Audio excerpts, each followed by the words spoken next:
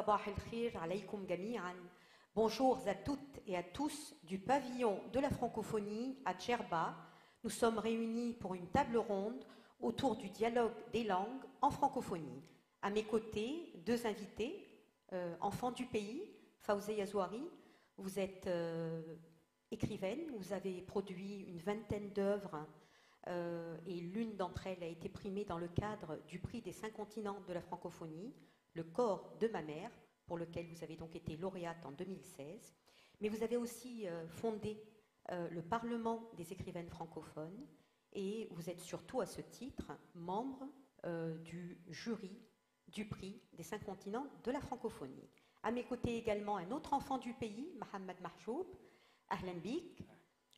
Vous-même, vous êtes professeur émérite de philosophie et d'herméneutique à l'Université de Tunis. Vous êtes également un spécialiste de Platon, notamment dans sa lecture par les penseurs allemands. Et vous êtes également, et surtout, vous êtes membre du jury Ibn Khaldoun Senghor, ce prix de traduction franco-arabe. Alors, moi-même, je m'appelle Nivine Khaled, je suis la directrice de la langue française et de la diversité des cultures francophones à l'OIF, et en tant que telle, donc, je suis la modératrice de cette table ronde dans laquelle nous allons pouvoir ensemble parler à la fois du soutien de l'Organisation internationale de la francophonie aux littératures francophones dans la diversité linguistique de la francophonie, aux littératures francophones, aux côtés de toutes les autres littératures, dans cet esprit de décloisonnement de la littérature et de décloisonnement de la culture. Pour ce faire, je voulais vous proposer, Fawzia et Mohamed, dans un premier temps, nous allons présenter à nos auditrices et auditeurs le prix des 5 continents de la francophonie. Alors, ce prix est un prix né à l'Organisation internationale de la francophonie depuis plus d'une vingtaine d'années. Il prime une œuvre littéraire issue de l'ensemble de l'espace francophone, mais même au-delà. Et l'idée étant que nous puissions accompagner et valoriser l'édition en langue française et la valoriser à l'international. Et d'ailleurs, pour commencer, je vous propose que nous puissions écouter le lauréat de cette année 2022, le lauréat du prix des 5 continents de la francophonie, Karim Katan, qui est lauréat 2022 pour son œuvre Le Palais des Deux Collines, paru aux éditions Elisade, qui est également une maison d'édition tunisienne. Écoutons donc ensemble Karim Katan, Le Palais des Deux Collines.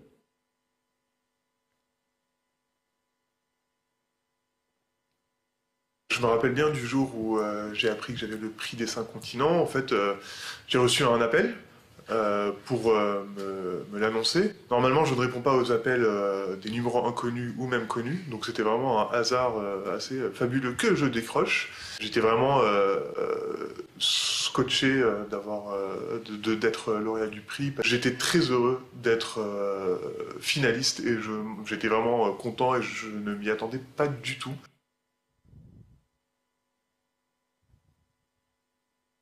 En fait, ce prix est très important pour moi pour plusieurs raisons. J'apprécie vraiment à sa juste valeur le travail de l'OIF et également le travail de lecture des comités de lecture et des membres du jury. Et c'est vraiment la première, c'est la première récompense littéraire qu'obtient ce roman. Et c'est très important parce que ça permet de lui donner, de l'ouvrir à un autre public qu'à son public actuel. J'ai un peu... En fait, le prix des 5 continents de la francophonie, pour moi, c'est un prix qui est vraiment essentiel dans la mesure où c'est un peu la première reconnaissance littéraire qu'obtient mon roman. Et ça permet clairement de le faire découvrir à un public beaucoup plus large qui est aussi le public de la francophonie au sens très large. Et ça, c'est vraiment, je pense, une grande richesse et un grand apport pour ce livre que de pouvoir circuler en fait beaucoup plus qu'il ne l'a fait jusqu'à présent.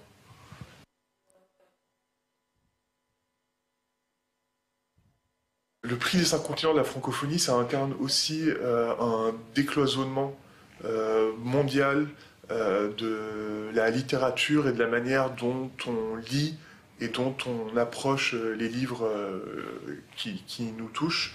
Et je pense que c'est ça aussi, en fait c'est un peu ça qu'incarne, en tout cas pour moi, pas seulement en tant qu'écrivain, mais aussi en tant que lecteur, en fait, ce prix, parce que je suis aussi lecteur des anciennes années. Enfin, je suis une personne qui aime lire des livres, et c'est vraiment cet accès en fait à une diversité de la production littéraire dans un espace francophone très très large qui est exceptionnel en fait, aussi bien en tant qu'écrivain que lecteur, qui a accès à une diversité assez inouïe.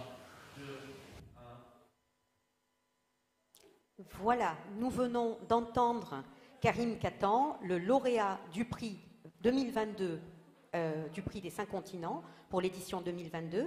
Et Fawzia, on voudrait savoir, alors avec la double casquette que tu as, à la fois d'être lauréate 2016, mais aussi d'être membre du jury des prix des 5 continents, pourrais-tu nous expliquer un petit peu le travail des comités de lecture, le travail que vous faites au sein du jury et de façon générale, comment nous mettre un petit peu dans le secret des dieux du jury du prix des 5 continents. La parole est à toi. Alors, l'étonnement même de Karim montre à quel point ce prix est à la fois inattendu, qu'il n'y a pas de tractation derrière, qu'on ne donne pas ce prix pour un éditeur donné, toujours le même, ni pour des raisons autres que la littérature. Et donc, voilà, le prix vous tombe dessus parce que vous le valez bien. C'est en quelque sorte ça. Et je sais que, effectivement, nous, les membres du jury, à la fin, nous avons à choisir entre 10 œuvres. Parce qu'il y a un travail de sélection de comités, un petit peu dans le monde entier, qui ont déjà fait un travail sur à peu près 200 œuvres. C'est pas rien. Donc nous avons le must, en quelque sorte, les 10, et nous devons choisir. Et souvent, le choix est difficile parce que les livres sont très bons. Et je sais que même pour Karim, ça a été quand même assez serré entre lui et un autre auteur dont je ne citerai pas le nom. Alors, vous imaginez, donc nous sommes autour de cette table avec le grand Le Clésio, avec Vénus Ratahouri. Nous sommes à peu près 13 ou 14. Et donc, nous décidons à la fin de qui va avoir le prix. Et nous savons à quel point cette récompense va aller en dehors même du Paris, parce que c'est ça qui est bien, c'est qu'elle va vers le monde. Elle va vers le continent, hein, le subsaharien et le continent africain qu'on oublie souvent. Et c'est ça qui est bien, c'est cette dimension outre-France. On n'est pas dans l'espace franco-français, on est dans un espace plus ou moins international et universel. Voilà, donc comme tous les jurés, on se réunit au siège même de la francophonie, et après on a droit à un restaurant, comme pour le concours, bien entendu, et ça se passe très bien. Voilà. Alors merci, je suis ravie que vous ayez relevé l'importance des comités de lecture qui ont un rôle tout à fait remarquable dans ce processus, puisque, comme vous l'avez dit, Fawzia Zouhari, effectivement, c'est à eux que revient la lourde tâche de pouvoir sélectionner les 10 œuvres finalistes, et après, vous finalisez ce beau travail d'équipe en nous décernant un lauréat et une mention spéciale. Passons maintenant du prix des 5 continents de la francophonie à un autre prix tout aussi prestigieux, qui est le prix de la traduction franco-arabe et arabo-française, bien entendu, le prix Ibn Khaldoun Senghor, qui est un prix qui a maintenant 15 ans et que nous avons construit, élaboré en lien et en partenariat, l'Organisation internationale de la francophonie et l'Alexo. Mohamed, je vous demande de nous en toucher quelques mots, et surtout, j'annonce à toutes et à tous que c'est également par la voix de Mohamed Mahjoub que nous aurons tout à fait, dans quelques minutes, le nom du lauréat de cette année du prix Ibn Khaldoun Senghor. Mohamed. Oui, alors comme tu le disais, c'est un prix qui, cette année, en est à sa 15e édition. Et c'est un prix qui est organisé sous la tutelle de deux organisations illustres. D'abord, avant les organisations, je voudrais quand même signaler les deux noms illustres que porte ce prix, c'est-à-dire le nom de Abdelrahman ibn Khaldoun et de Léopold Sédar Senghor, qui sont deux figures illustres aussi bien de la pensée et de la langue arabe que de la pensée et de la langue française.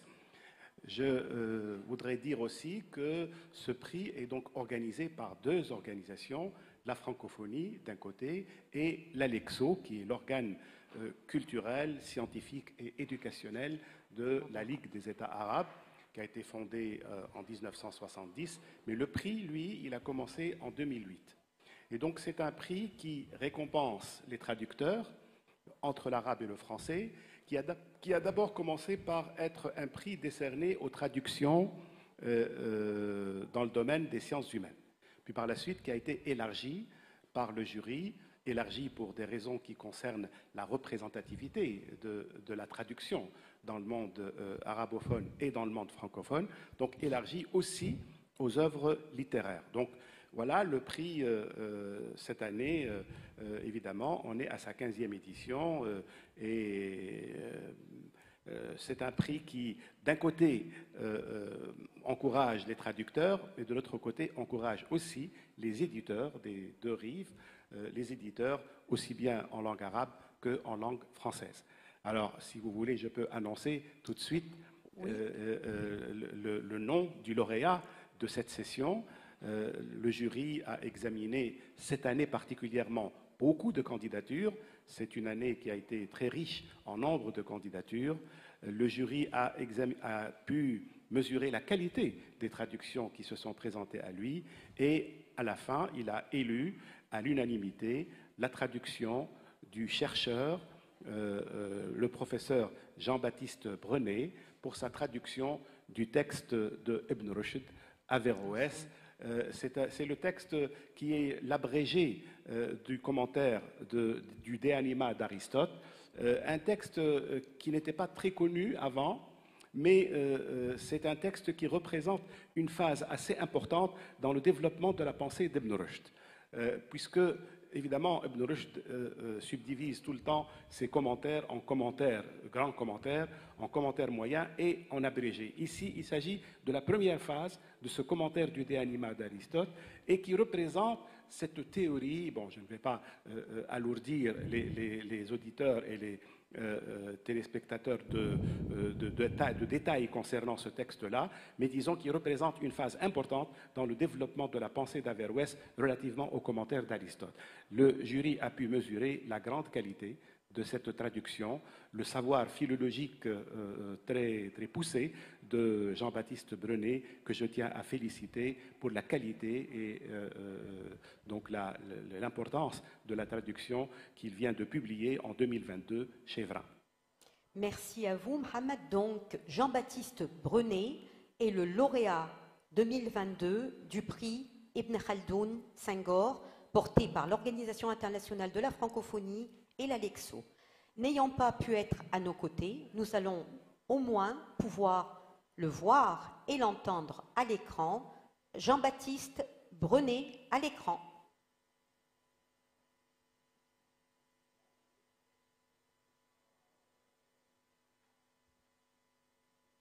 Donc le prix Ibn Khaldoun Senghor représente beaucoup pour moi et je remercie vraiment les membres du jury de m'avoir élu lauréat.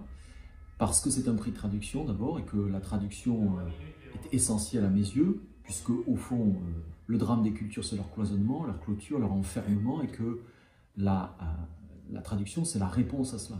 C'est la réponse à Babel, à la confusion des langues, à l'idée que l'autre est un étranger ou un barbare, qu'on ne comprend pas et dont on ne se fait pas comprendre. Et de ce point de vue, la traduction comme décloisonnement du sens, comme ouverture du sens, comme mise en commun, comme communication du sens, me paraît essentiel. Et puis c'est un prix de traduction arabe et de l'arabe vers le français. Et de ce point de vue aussi, c'est essentiel pour moi.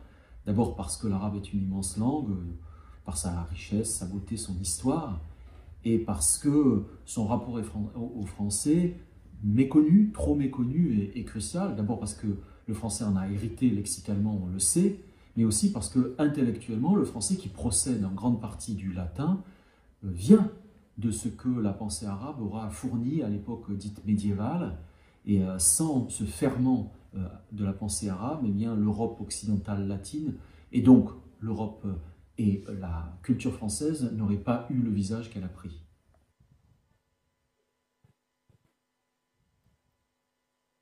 Pourquoi est-ce que j'ai choisi Averroès? Parce que c'est une figure de la pensée mondiale, au fond, pas simplement une figure arabe. Son vrai nom, c'est Ibn Rushd, c'est un penseur arabe qui est un héritier de la tradition arabe, bien sûr, mais c'est un personnage qui est au carrefour de plusieurs cultures, et d'au moins 3 cultures, la culture arabe, la culture hébraïque et la culture latine. De ce point de vue, il est fascinant parce que sans lui, l'Europe n'aurait pas eu la culture qu'elle a eue, puisque une grande partie de ses œuvres traduites à l'époque médiévale en ont fait le commentateur, c'est comme ça qu'on l'appelle, le commentateur par excellence d'Aristote, et tous les latins, qu'ils aient été ou non ses adversaires, l'ont lu et ont bénéficié de son travail d'exégète. Donc c'est un personnage clé de l'histoire européenne, et plus largement un personnage clé de l'histoire commune de la rationalité, et sans lui, eh bien, on s'interdit de penser de façon correcte et complète ce qui a eu lieu dans l'histoire de la philosophie.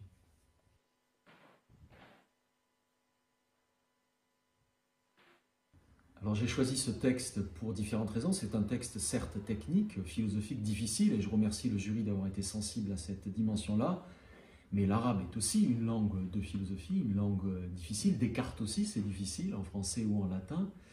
Et je l'ai choisi parce que derrière la langue, derrière la technicité de la langue, il y a un propos général, fondamental, je crois, qui fait l'affaire de tous. Et ce propos, c'est ce qu'on pourrait appeler la question de l'humanisme. L'humanisme non seulement arabe, mais l'humanisme en général, puisque au fond, ce que nous dit Averroès, c'est que l'homme est constitué par la raison, par l'intellect, par l'intelligence, et que vivre sa vie d'homme, c'est tâcher d'accomplir au maximum cette rationalité, non seulement pour soi, mais dans l'idée aussi, sans quoi nous serions amputés, qu'il faut en faire bénéficier ses congénères, et il faut tâcher d'attirer à soi, de partager la vérité par les moyens les plus corrects possibles. Et donc c'est cette idée-là, si vous voulez, dont je trouvais le laboratoire dans ce texte qui m'a séduit et que je tâche de présenter à travers ma traduction.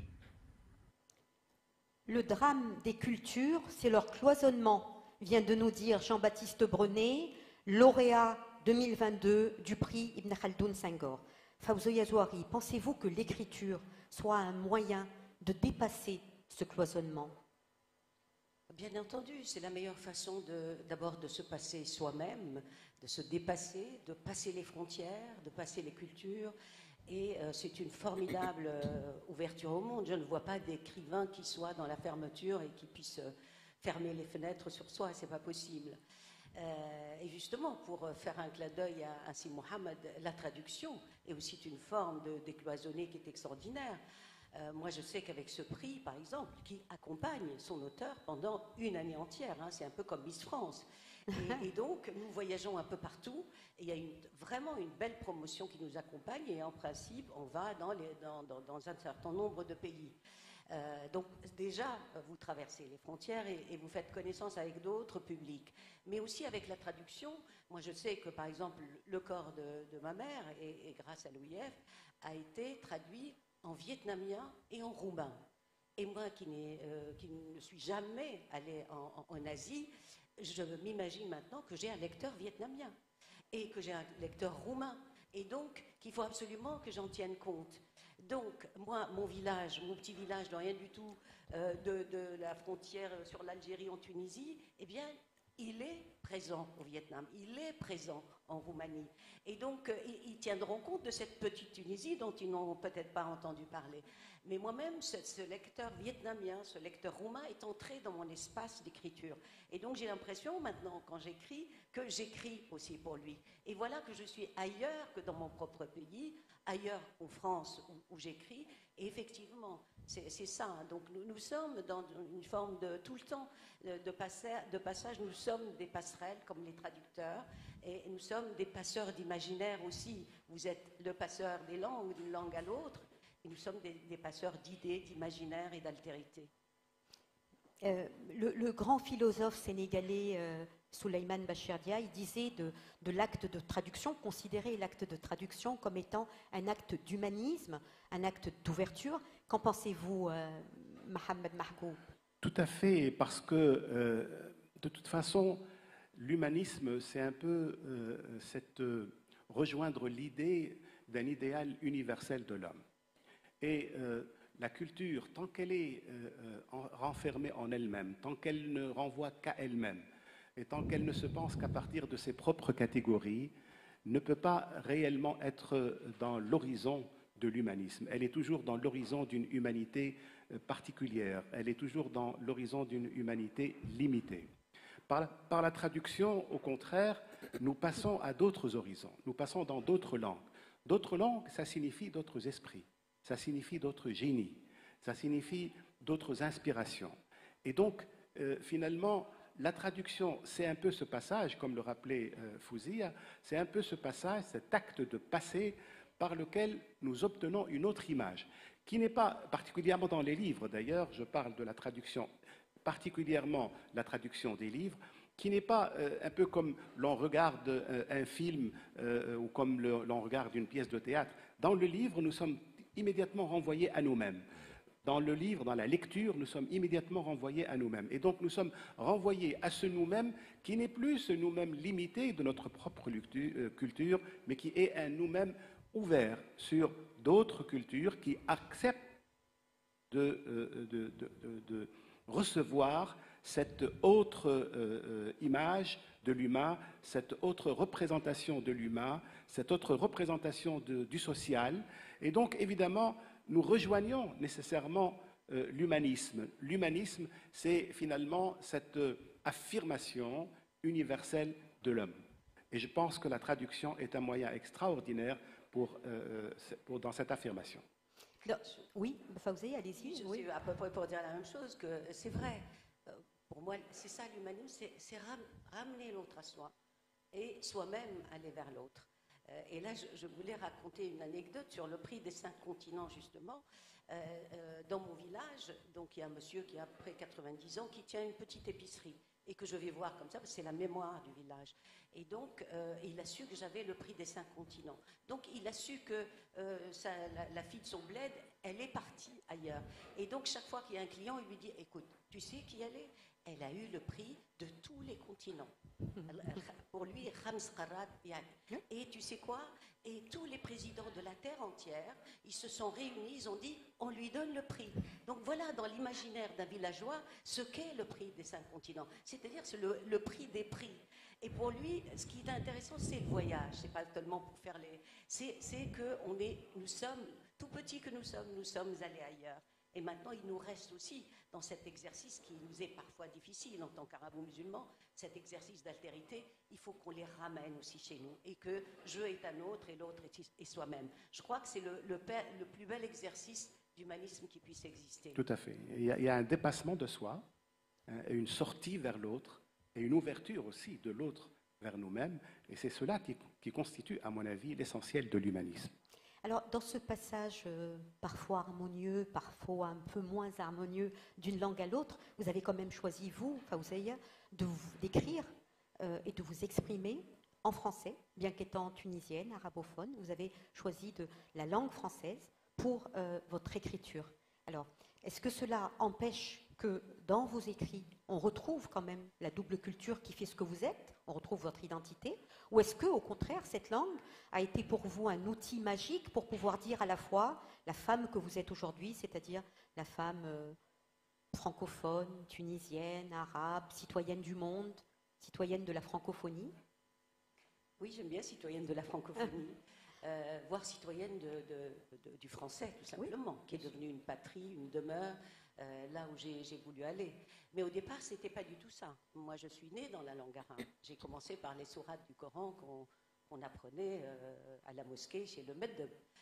Et donc, c'était ma première langue, et mes premières années d'école primaire, c'était l'arabe. Alors, est-ce que j'ai choisi tout de suite le français? Non. Je n'avais pas du tout conscience de choisir une autre langue. Mais je pense que petit à petit, en fait, c'est écrit quelque part qu'une langue va devenir la vôtre et qu'une langue vous tombe sur la tête un jour ou l'autre. Et je pense que petit à petit, c'est devenu une nécessité. Je ne le savais pas jusqu'à ce qu'on appelait à l'époque la licence, ma 4e année, donc à l'université de Tunis, où j'étudiais l'arabe et le français, toujours en parallèle. Et puis tout d'un coup, j'ai commencé à écrire après ma thèse, et puis tout d'un coup, j'ai compris que c'était ça et pas autre chose. Mais que l'essentiel, c'est que cette langue, justement, puisse transporter, porter, comme on porte sur le dos, fidèlement ma tradition, mon imaginaire.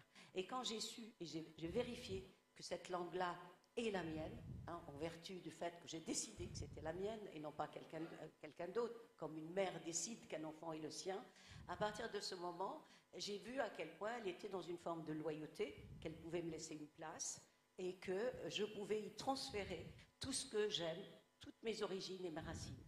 Et surtout qu'elle puisse dire ma mère, parce que c'est ça qui est l'important. Et après ce livre, Le corps de ma mère, où elle n'a pas trahi ma mère, elle l'a transporté complètement avec ses tatouages, avec ses fibules et tout ça. Et je me suis dit, en fin de compte, c'est peut-être ça, le français, qui est ma langue maternelle, à partir du moment où cette langue a pu dire ma mère sans la trahir. Oui, donc c'est une langue élastique, c'est une langue qui accepte de prendre, de s'approprier et d'ajouter, d'enrichir. Et vous avez parlé, Fawzia, d'imaginaire francophone. Est-ce que vous, Mohamed Mahgoub, dans votre carrière, comment est-ce que vous avez pu vivre ces imaginaires francophones? Est-ce qu'ils ont impacté votre carrière? Est-ce qu'ils ont impacté aussi votre réflexion en tant que membre du jury du prix Ibn Khaldoun Senghor? Alors, avant le jury Ibn Khaldoun Senghor, je voudrais d'abord parler du rapport à l'écriture. Du rapport à l'écriture, pour moi, qui a d'abord été un rapport à l'écriture en français, avant d'être un rapport à l'écriture en arabe. Et alors, qu'est-ce que cela a donné? Cela a donné une sorte de mesure de la langue arabe dans ses limites. Moi, je me rappelle d'une formule qui est une formule magique, qui a été énoncée par un certain Jean Beaufret, parlant du rapport entre le français et l'allemand. Si l'allemand, dit-il, a ses ressources, le français a ses limites. Et ça, c'est propre à toutes les langues. Tout couple de langues entre lesquelles se passe une traduction, a lieu une traduction, c'est un couple où une langue connaît ses ressources, expose ses ressources, et une langue connaît ses limites dans la manière d'accepter ses ressources infinies.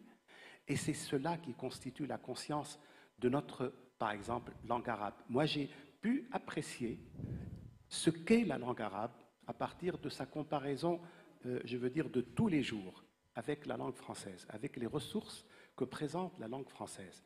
Et donc, en écrivant, en tout cas c'est ce qui se passe pour moi, en écrivant en arabe, je pense aussi à ce qu'il adviendrait de cette écriture si elle était en français. Et donc, j'essaye d'exprimer au maximum, à partir de ma connaissance des deux langues, d'exprimer au maximum quelque chose qui se rapproche d'une sorte de singularité, c'est-à-dire d'une sorte de relation entre ma particularité en tant que Tunisien et arabe et entre l'universel qui serait représenté justement par la jonction de ces deux langues.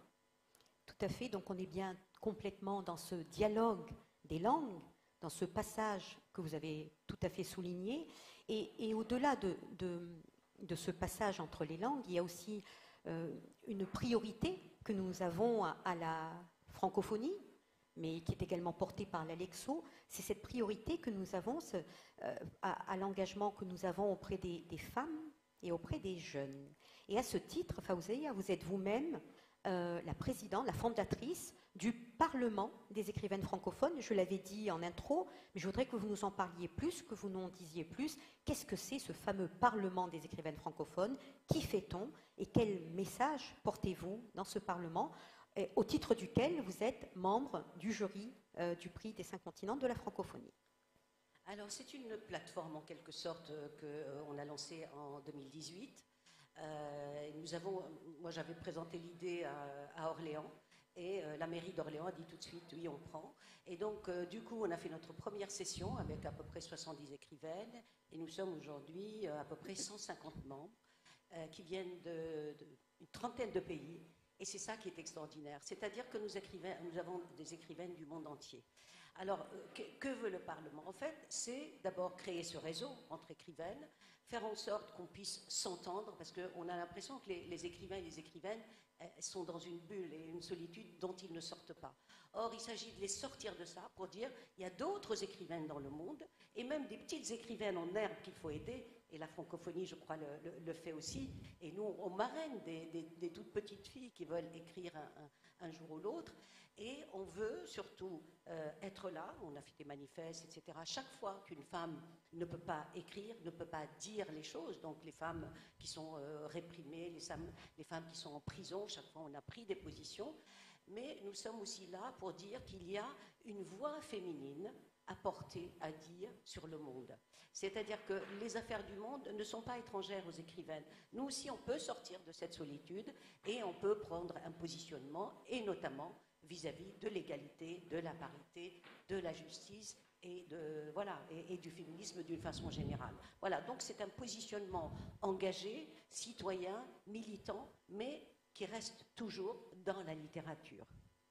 Alors, est-ce que ce que j'entends par là, c'est qu'il y a une écriture féminine qui serait, ou un regard du monde féminin qui pourrait être différent du regard masculin? Est-ce que c'est aussi ça? Alors, je ne dirais pas, est-ce qu'il y a une écriture féminine ou pas? Parce que vous savez, c'est le sujet qui fâche. Oui, voilà, il n'y a pas d'écriture féminine. Mais disons qu'il y a un regard féminin. Il y a un regard féminin sur tous les problèmes du monde. Par exemple, sur la paix, nous, on a comme devise ce que disait Aristophane, quand la guerre sera faite par des femmes, elle s'appellera la paix. Donc, on considère que nous sommes dans la paix. On considère que nous sommes dans l'écologie, par exemple.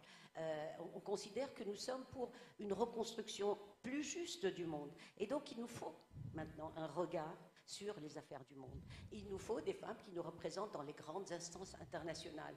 Parce qu'à partir du moment où les choses sont vues et conjuguées par les femmes, on pense que le monde irait beaucoup mieux. Alors, moi, avant de vous laisser la parole, parce que vous devez réagir à tout ça, mais simplement, moi, je voudrais dire au titre de l'OIF que cette priorité donnée aux femmes est quand même une des priorités du mandat actuel de notre secrétaire général, et que nous avons même au sein de notre organisation une unité spécialement dédiée à l'égalité entre les femmes et les hommes, le but étant effectivement de pouvoir donner la voix aux femmes, de pouvoir les valoriser, de pouvoir les responsabiliser aussi, et de pouvoir les accompagner, les soutenir pour leurs projets, que ce soit des projets économiques, que ce soit des projets littéraires. Y compris le nôtre, absolument. celui du Parlement. Absolument. Quand même, voilà, l'OIF est notre partenaire. Voilà. Et c'est grâce donc, à ce soutien qu'on a fait, maintenant on en est à la 3e anthologie des écrivaines francophones. Voilà, j'allais en parler. Donc, voilà. Alors, de façon très heureuse, le Goncourt 2022 a été remis à Brigitte Giraud, le prix Nobel de littérature à Annie Ernaux. Et est-ce que vous pensez, et là je vous laisse vous exprimer l'un ou l'autre, est-ce que vous pensez qu'il y a là un juste rééquilibrage justement des écrivaines francophones, ou une valorisation des écritures féminines francophones? Voilà. Alors peut-être toi, Fawzia, pour la littérature, et toi pour la traduction. Où en est-on avec les plumes féminines dans le domaine de la traduction? Je partage la parole avec vous. Je trouve que c'est un juste retour des choses quand même que les femmes aient ce prix. Je crois qu'on a compté à peu près 13 sur toute l'histoire du Goncourt, 13 femmes seulement qui l'ont eu. Et donc, effectivement, maintenant, il y a un regard vis-à-vis des femmes. Il y a une façon de ne plus voir la littérature féminine comme une littérature de seconde catégorie. Une littérature féminine qu'on croit être lue juste par les femmes. D'ailleurs, moi, ça m'arrive toujours. Je trouve quelqu'un qui me dit « Ah, mais j'ai acheté ton livre pour ma femme. » C'est jamais pour lui. Donc, la littérature féminine reste pour les femmes. Donc, voilà une façon de la sortir du cercle féminin, de lui donner une importance et une présence, et de la primer parce qu'elle vaut autant, sinon plus que la littérature masculine. Mais je ne veux pas être dans une forme de concurrence, de rivalité. Après tout, ce qui reste important, c'est la qualité même de la littérature. Tout à fait. Qu'en est-il pour la traduction, Mohamed? Moi, je suis bien obligé de raisonner en termes d'évolution. Oui. Et donc, ce que je constate, c'est que les traductrices, à partir de l'arabe vers le français ou à partir du français vers l'arabe, leur nombre est en train d'augmenter sensiblement. Et je crois qu'il y a maintenant plus de femmes qui maîtrisent les deux langues que d'hommes qui maîtrisent les deux langues. C'est un phénomène social. Je n'ai pas d'explication particulière à donner à ce phénomène, mais c'est un constat. Il y a effectivement plus de maîtrise des deux langues, et notamment de la langue française, par les femmes que par les hommes. Je ne sais pas comment l'expliquer, mais il y a aussi un nombre plus important de femmes qui écrivent en français. Et d'ailleurs, en Tunisie particulièrement, beaucoup de femmes écrivent en français et beaucoup moins d'hommes écrivent en français. Donc c'est un phénomène, peut-être que le français est en train de passer pour une langue émancipatrice finalement. C'est quelque chose qu'on ne peut pas passer sous silence. C'est une remarque de tous les jours. Donc effectivement, peut-être qu'il y a un regard féminin, peut-être qu'il y a une expression féminine qui passe plus dans la langue française que dans la langue arabe. Mais en tout cas, en ce qui concerne la traduction, c'est un phénomène palpable. Oui, oui, je suis tout à fait d'accord, mais d'abord, ça veut dire que l'avenir de la francophonie est féminin. Et oui, il est africain aussi. Il est africain, mais là, quand on parle des genres, en quelque sorte, il est féminin parce qu'il est porté par les femmes. Et vous le dites vous-même, celles qui écrivent, les écrivains qui écrivent sont souvent des écrivaines en Tunisie en français. Oui. Mais ce qui est important, c'est le rapport aussi à cette langue. C'est-à-dire que quand une femme écrit le français, elle l'écrit pratiquement sans a priori historique. C'est-à-dire que nous dépassons ces litiges, cette posture conflictuelle de Kateb Yassine et de beaucoup d'écrivains maghrébins, pour qui ça a été quand même une sorte de tribu de guerre, on se rappelle très bien l'expression, ça reste la langue du colonisateur, alors que les femmes n'en sont plus là, elles ont dépassé ça. Je parlais tout à l'heure de cette façon de faire en sorte que cette langue vous appartienne, et donc on pacifie le rapport à cette langue. On est dans une histoire beaucoup plus pacifiée et une terminologie qui n'est pas du tout guerrière, mais qui est une façon de, voilà, encore une fois, les femmes pacifient les rapports. Et moi, je voudrais tout à fait aller dans votre sens, Fawzia, parce que à la francophonie, nous voulons avoir un rapport à la langue française qui soit un rapport de cohabitation harmonieuse avec les autres langues. Donc, je suis complètement d'accord avec vous. Et d'ailleurs, juste pour votre information, dans quelques jours se tiendra le 19 et 20 novembre, donc samedi et dimanche prochain, le 18e sommet de la francophonie, dans lequel devrait être adopté un texte important. C'est un texte qui sera adopté par les chefs d'État et de gouvernement. Et ce texte, c'est la langue française dans la diversité linguistique de la francophonie. Pour bien exprimer ce que vous avez dit, justement, le fait que la langue française est celle que nous prêtons à promouvoir au sein de la francophonie, c'est la langue de partage entre les 88 États et gouvernements, mais c'est une langue que nous partageons et que nous acceptons d'avoir en cohabitation harmonieuse avec l'ensemble des autres langues partenaires de la francophonie, que ce soit l'arabe, d'ailleurs le prix Ibn Khaldoun Senghor en est un exemple probant, ou que ce soit les autres langues partenaires qui sont parlées, qui sont écrites, qui sont racontées dans les multiples espaces géographiques divers de la francophonie. Donc effectivement, la langue française est dans un état de cohabitation, voilà, un état de cohabitation harmonieuse. Et là, je voudrais simplement, à titre informatif, rappeler certains des titres des programmes qui sont portés par la francophonie et notamment par la direction langue française et diversité des cultures francophones, des programmes comme Langues en dialogue. On voit tout de suite que le titre est révélateur du contenu, des programmes comme Tempo, traduction. Voilà, ce sont vraiment cette posture de voir la langue française absolument pas comme la langue du colon, mais bien cette langue d'opportunité, cette langue peut-être d'émancipation, cette langue d'ouverture, cette langue de décloisonnement, comme vient de le dire aussi Jean-Baptiste Brenet. Qu'en dites-vous, Mohamed Mahkoub, qu'en dites-vous, cette langue française? Oui, tout à fait. Elle est héritée et assumée aussi avec son histoire. Parce que, évidemment, la langue française, il ne faut pas l'oublier, elle a porté les grands idéaux de la modernité. À un moment, les grands idéaux des droits de l'homme, les grands idéaux de la liberté, de l'égalité, ont été portés d'abord par la langue française. Et en héritant de cette langue française, en l'utilisant, en la réutilisant, nous héritons aussi de ces idéaux. Donc effectivement, je pense que la francophonie représente un horizon culturel tout à fait digne, et c'est ce qui explique finalement que la francophonie reste, que la francophonie demeure et qu'elle continue à être un projet pour une bonne partie de cette humanité. Une francophonie de l'avenir. Il nous reste, la régie m'informe qu'il nous reste 5 minutes pour terminer ce débat, cette table ronde. Et donc, je proposerai à Fawzia Zouari de bien vouloir nous faire une petite lecture de texte tirée de son œuvre Molière et Scheherazade. Merci. Est arabe celui qui parle la langue arabe. Arabiyyun man takallama al-arabiyya. J'ai appris la formule sur les bancs de l'école primaire et ma foi, elle m'émerveille.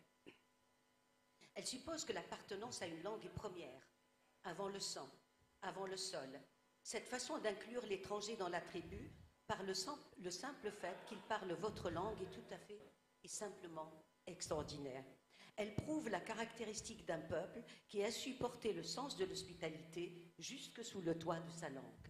Certes, le fait que le Coran se soit exprimé en arabe explique la place donnée à cette langue en général, mais il y a aussi l'idée d'un chevillage de l'être aux mots, comme si le costume faisait exister le corps, comme si les mots vous constituaient une identité. Ainsi, dès que vous parlez l'arabe, vous faites partie du nous. Vous êtes arabe. La question qui vient tout de suite à l'esprit est la suivante. Cesser de parler ou d'écrire l'arabe signifie-t-il ne plus être arabe? Y a-t-il parjure identitaire dans le fait de choisir une autre langue? C'est là, il faut l'avouer, une sorte d'excommunication que l'écrivain d'origine arabe peut vivre consciemment ou inconsciemment. En tout cas, le risque de se sentir excommunié est propre à tout projet d'écriture dans une langue étrangère, c'est cela même. Et si l'on posait le même axiome en France? Est français celui qui parle le français? Quel progrès! Serait considéré comme français celui qui posséderait non pas le visa ou le passeport bleu-blanc-rouge, mais la langue du peuple de France. Le débat sur l'identité nationale aurait-il pu être posé de la sorte? Je ne pense pas, tant il paraît impossible d'adopter Scheherazade du seul fait qu'elle parle la langue de Molière. Est-ce à dire que la langue ne fait pas partie de l'identité française et n'en constitue qu'un élément mineur ou de façade? C'est aux Français qu'il appartient de juger. Pour ma part, je peux dire seulement que je suis devenue française par la langue et non par l'histoire, ni le mariage, ni le passeport. La France n'a pas fait sciemment cadeau de cette langue, ni ne me l'a offerte comme un fiat d'intégration. J'ai décidé de moi-même que cette langue m'appartient. J'ai décidé de la détacher comme un bout de glacier pour la ramener dans mon territoire, mon histoire et mon imaginaire arabe. Je n'aurais pas seulement partagé avec les Français leur langue, comme on partage le pain quotidien. J'en aurais fait un pays que j'annexe au leur, et qu'importe s'ils me voient comme l'annexé et non l'annexeur. De son côté, la langue française m'a reçu sans condition, sans l'accord des siens. Elle a démenti ceux qui prétendent ou exigent d'elle de sentir forcément l'esprit de France, de devoir charrier l'odeur de ses quais, le bruit de ses chroniques anciennes, le carillon de ses cloches millénaires. Elle ne m'a pas donné de consigne pour conserver son legs du passé. Elle a poussé ses effets et m'a fait de la place. Elle a rangé dans un coin ce qui lui appartient en propre, pour que je puisse y poser mes propres affaires, et m'a filé ses réserves de mots. J'ai compris qu'il ne s'agissait pas forcément pour moi de mettre ma petite pierre dans sa demeure, mais qu'elle m'encourageait à aménager à ma façon ma demeure en elle. Et souvent, elle me rassure. Je ne prétends pas te rendre libre, je fais en sorte que tu puisses, à partir de ta demeure en la mienne, voir le monde comme un être libre. Il me reste à lui poser la question, puis-je dire ma mère dans la langue d'une autre mère? C'est magnifique. Langue inclusive qui apporte, mais qui aussi laisse la place, comme vous l'avez très bien dit. Mohamed Mahjoub, votre dernier mot pour clore cette table ronde. Mon dernier mot, c'est de réagir à ce très beau texte de Fawzia et de définir moi-même le lieu à partir duquel je parle. Alors je dirais que moi, je me situe dans la traduction. Que le lieu à partir duquel je parle, c'est la traduction. Et la traduction qui serait justement entre le français et l'arabe, puisque c'est entre ces deux langues que je pratique le plus la traduction. Et donc, ça fait qu'à la question ou aux questions posées par Fawzia, je répondrai, je ne me fais pas annexer par la France, Je n'annexe pas la France. Je crois que j'appartiens à ce monde créé par la traduction, c'est-à-dire à cette multiplicité de mondes qui arrivent à coexister, qui arrivent à vivre ensemble malgré leurs différences. Merci à vous deux. Pour ma part, je terminerai en disant « Faisons parler nos langues, faisons culture ensemble, décloisonnons nos univers, vive la francophonie ». Merci à Djerba de nous avoir si bien accueillis et excellente journée à toutes et à tous. Shukran gazilan lakum gami'an.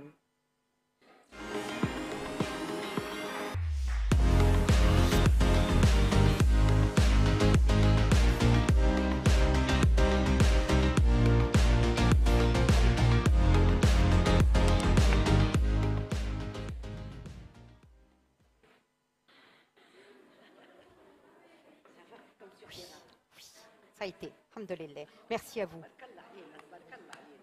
Ça va? Alhamdoulilah. Alhamdoulilah. Alhamdoulilah. Alhamdoulilah. Très bien.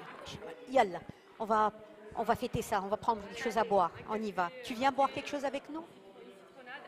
Allez. Alors, je vais prendre